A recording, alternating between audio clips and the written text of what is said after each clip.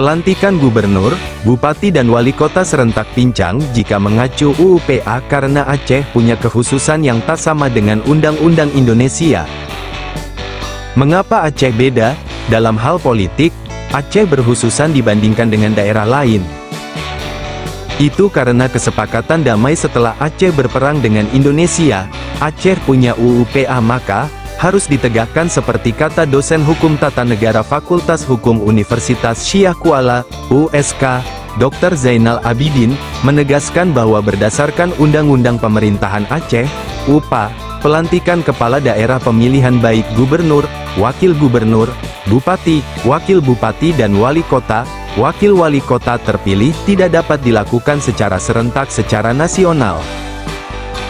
Mengacu pada Peraturan Presiden, Perpres, Nomor 80, Tahun 2024 yang merupakan perubahan dari Perpres Nomor 16, Tahun 2016, pelantikan kepala daerah secara nasional akan dilakukan serentak pada Februari tahun 2025. Di mana pelantikan gubernur, wakil gubernur diadakan pada tanggal 7 Februari tahun 2025 yang dilaksanakan di Ibu Kota Negara oleh Presiden dan dihadiri oleh pimpinan DPRD Provinsi, sementara bupati, wakil bupati dan wali kota, wakil wali kota dilaksanakan pada tanggal 10 Februari tahun 2025 oleh gubernur di Ibu Kota Provinsi. Namun, kata Dr. Zainal, Aceh memiliki aturan tersendiri yang diatur dalam pasal 69 dan 70 UPA.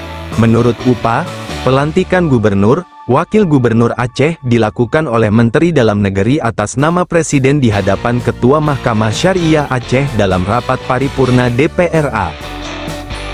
Sedangkan pelantikan bupati, wakil bupati dan wali kota, wakil wali kota, dilakukan oleh gubernur atas nama Presiden di hadapan Ketua Mahkamah Syariah Kabupaten, Kota dalam rapat paripurna DPRK.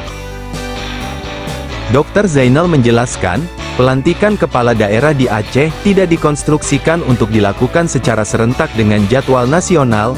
Pelantikan dapat saja dilakukan pada tahun yang sama, tetapi tidak bisa mengikuti pola serentak nasional. Kekhususan ini sudah diatur jelas dalam UPA, ujarnya.